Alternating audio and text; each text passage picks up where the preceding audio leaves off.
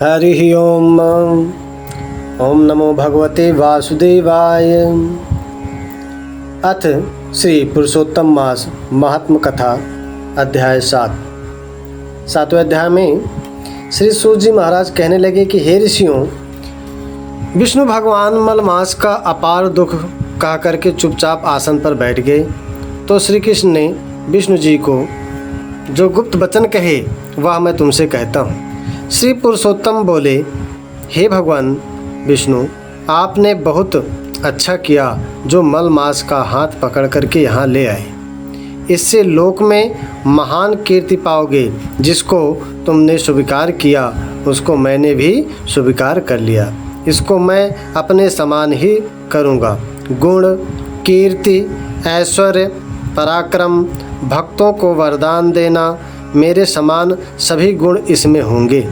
जैसे मैं लोक में प्रसिद्ध हूँ वैसे ही यह भी पुरुषोत्तम मास नाम से विख्यात होगा। जो गुण मुझ में है वही गुण मैंने इसको दे दिए। हे जनार्दन, तुम्हारी प्रसन्नता के लिए मैंने अपने सभी गुण इसको दे दिए हैं। यह पुरुषोत्तम के नाम से जगत में विख्यात होगा और मेरे समान होकर के सब मासों का स्वामी होगा। अब यह जगत को पूज्य, जगत के नमस्कार करने योग्य होकर पूजनीय होगा तथा पूजने वालों का दुख, दरिद्रता का नाश करेगा। सब मास इच्छा वाले हैं, मैंने इसको इच्छा रहित किया है। मनुष्यों को मोक्ष देने वाला अपने बराबर मैंने इसको कर दिया। जो कोई इच्छा रहित या इच्छा वाला मनुष्य इस मास में पूजन पाठ आदि करेगा, इस मास को पूजेगा, वह अपने किए कर्मों को भस्म करके निसंशय मुझको ही प्राप्त होगा। भगवान कहते हैं कि हे गरुड़ध्वज, महाभाग्यशाली यति, ब्रह्मचारी, महात्मा, निराहारी भी मेरे परम स्थान को प्राप्त नहीं होते हैं, परंतु जो मनुष्य पुरुषोत्तम मास में मेरी भक्ति करेगा उसे मैं जन्म मृत्यु से रहित हो बिना किसी परिश्रम के ही हरि के पद को प्राप्त कर लेगा। सब साधनों में श्रेष्ठ, काम अर्थ का देने वाला यह पुरुषोत्तम मास स्वाध्याय योग्य है। जैसे हल से बोए हुए बीज करोड़ों गुना बढ़ते हैं, वैसे ही पुरुषोत्तम मास में किया हुआ दान, पुण्य, जप, तप आदि यह भी करोड़ों गुना अधिक उसका फल प्राप्त होता है।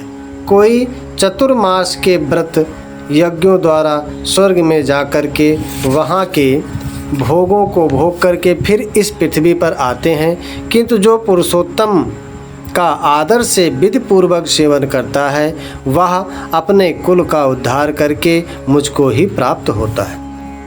जो महान अज्ञानी मनुष्य इस मास में जप, दान आदि नहीं करते और अच्छे कर्म नहीं करते, देव, तीर्थ और ब्राह्मण से बैर करते हैं, वे दुष्ट, भाग्य वाले, दूसरों के भाग्य पर जीने वाले हैं।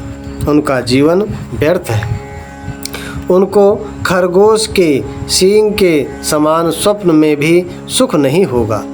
जब मूढ़ मनुष्य मेरे प्रिय मलमास का तिरस्कार करेंगे तथा जो धर्म का आचरण नहीं करेंगे वह सदैव नरक के गामी होंगे। जो पुरुषोत्तम के निर्मित 3 वर्ष में धर्म का आचरण नहीं करते वह कुंभी, पाक आदि नरकों में पड़ते हैं। जो अज्ञानी पुरुष स्त्री, पुत्र, पौत्र आदि के बंधन में फंसा रहता है वह अज्ञानी दुख रूपी दावा नल में पड़ा रहता है। जिसका अज्ञान से मेरे प्रिय अत्यंत पुण्यदान पुरुषोत्तम मास बीत गया उसको मैं कैसे सुख प्राप्त कर हो सकता है। जो भाग्यशाली जो स्त्रियां पुत्र सुख सौभाग्य के लिए पुरुषोत्तम मास में स्नान दान तथा श्री नारायण भगवान का पूजन करेंगी, उनको मैं सौभाग्य संपत्ति सुख एवं पुत्र आदि का सुख दूंगा और मेरे इस मास को ऐसे ही व्यतीत कर देंगी, उनको मेरे प्रतिकूल तथा स्वामी से सुख नहीं होगा। भाई पुत्र और धन का सुख तो उनको स्वप्न में भी प्राप्त नहीं होगा। भगवान कहते हैं, अतः सब मनुष्यों को मेरे इस मास में स्नान पूजा जप आदि दान पुण्य विशेष करके अपनी शक्ति के अनुसार दान पुण्य आदि करना चाहिए। जिसने भक्ति तथा श्रद्धा से पुरुषोत्तम मास में मेरी पूजा की, वह मनुष्य इस संसार में धन पुत्र का सुख भोग करके अंत काल में वह मेरे ही लोक गोलोक में वास करेगा। मेरी आज्ञा से सभी मनुष्य मल मास को पूजेंगे। मैंने सब मासों में उत्तम इसको किया है, इसलिए हे रमापति तुम चिंता छोड़ करके पुरुषोत्तम मास को लेकर के वैकुंठ जाओ। इत श्री पुरुषोत्तम मास महात्म कथा का 7वां अध्याय समाप्त हुआ। और श्री लक्ष्मी नारायण भगवान की जय। अब आगे की कथा कल हम 8वें अध्याय में सुनेंगे। तब तक के लिए हमें आज्ञा दें और हमारे चैनल को अधिक से अधिक लाइक सब्सक्राइब एवं शेयर करते रहें, जिससे मुझे आगे और भी बढ़िया वीडियो बनाने की प्रेरणा मिलती रहे। आपका बहुत बहुत धन्यवाद। भगवान नारायण सब भी भक्तों पर कृपा बनाए रखें। जय श्रीमन नारायण।